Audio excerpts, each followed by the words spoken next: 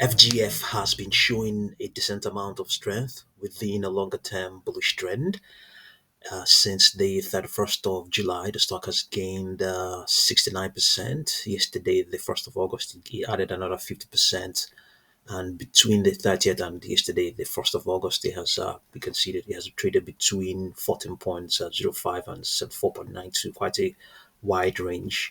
And it's currently trending right now as retail traders and small cap investors hone in on a unique combination of catalysts. The stock has a low float and it's drawing special attention from speculators who are hoping for outsized moves, especially amid chatter about a possible short squeeze. One of its biggest talking points is its Ethereum treasury strategy, which sets it apart from other small cap plays. The company has been accumulating Ethereum as part of its treasury diversification, and with crypto sentiment strengthening, some investors see this as an indirect way to gain exposure to ETH while being while also benefiting from company-specific catalysts. Adding fuel to the momentum, FGF recently declared a special dividend with the payout expected early this month, August. This dividend is attracting both short-term traders hoping to capture the run-up and long-term holders who see the payout as a sign the company is shareholder-friendly. Committee discussions highlight post-market volatility with some traders watching for sharp swings as volume spikes and short scramble to cover. Technical traders are also closely monitoring key supports and resistance levels, debating whether profit taking could stall the rally or if the multiple bullish factors could propel the stock higher in the coming days. While some warn about the risk of chasing low float stocks at elevated levels, others remain bullish, arguing that the unique crypto angle plus the special dividend create an unusual strong setup for further upside, provided momentum holds and broader market sentiment stay supportive.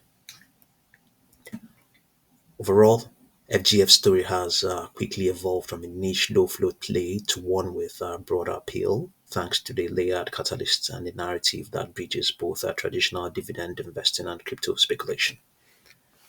Traders will be watching closely as the dividend date approaches and the company's Ethereum strategy develops further. So, back to the charts, yeah, quite a volatile one of late.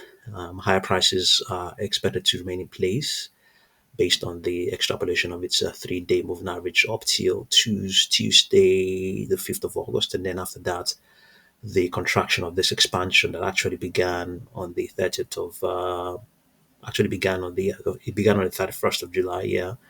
That expansion is expected to contract to remain, to be, yeah, which is yes, expected to contract a distributive contraction, especially up till Thursday, the 28th. And then after that, more some accumulative contraction may ensue. There's no guarantee that that will be the case. Okay, we have a downward projection of 24.03, and what do we have in terms of buying pressure? Let's see. Buying pressure is yeah, highly elevated, but yeah, highly elevated. Nothing negative here, but we'll see what the daily chart has to say, the 4 hour chart has to say. But before we do that, let's see whether we have any more ambitious projections. So, well, we have this 74.92. I think that's really ambitious. So we're not going to look for anything further. We could just have a look at the weekly chart before we have a look at the 4 hour chart. Okay, so higher prices are expected to remain in place up till Monday, the 18th of August. Okay, so let's see. We have here 57.82, it has already printed that.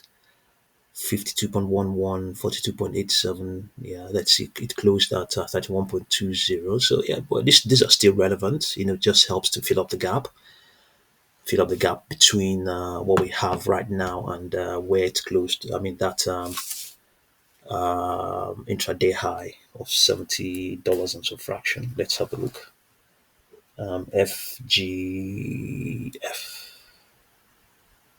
So we'll take some of these values. We have 42.87, 42.87, 52.11, 57.82,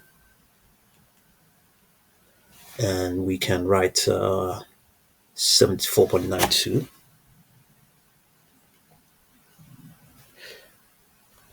So let's come back. So we've seen that already. We'll have a look at the 4 hour chart to see what we have there. Yeah, that's that rejection. Yeah. Okay, the extrapolation of the 3 period moving average on this 4 hour chart is saying that in the pre-market session, there's going to be a distributive contraction that will remain in place up till Friday, the 8th of August, and then after that, that will be from Monday the 11th. There might be a resumption of the uptrend. No guarantee that any of these will happen. No guarantee at all. In terms of projections, I think we haven't seen even higher projections. We're seeing high projections, so we'll take 59.49, and there's also 70.91. 70.91. We have 92.55. I was trying to shy away from extrapolating further, but the algos have done that already. There's nothing to fear. Okay, so you can see that even more ambitious projections are here currently in play. Okay, we have let's have a look at the price pressure momentum indicators. Okay, we have very strong price pressure momentum on the 10 period moving average. However, we have a strong second derivative as well, indicating that selling pressure has crept in. You know that the buying pressure is no longer as strong as it was before. It has cooled off. You can see a very strong first derivative on the 21 period moving average. So selling pressure is has set in. Maybe that's why we have the extrapolation that is saying that there might be a distributive contraction. So you have to be very much aware of this. Just be very much aware of this. There's even with all of that, there's still no guarantee that anything I've mentioned here will happen. But what is currently in play is that there's a good chance that selling pressure will kick in, but also there's also a good chance that by the close of Monday, the fourth trading session, the stock be will remain above its 10 period moving average and indeed 21 period moving average on this 4 hour chart, and also I think on the daily chart as well. Let's have a look.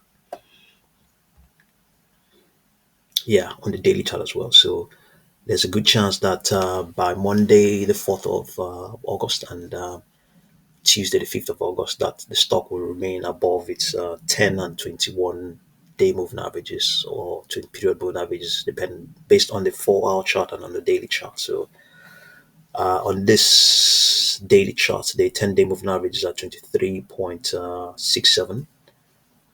The 21 days at 20.22. There's a decent probability that it will remain above them, but I think the stock is not a buy at the moment. In my opinion, it needs to cool off to a descent.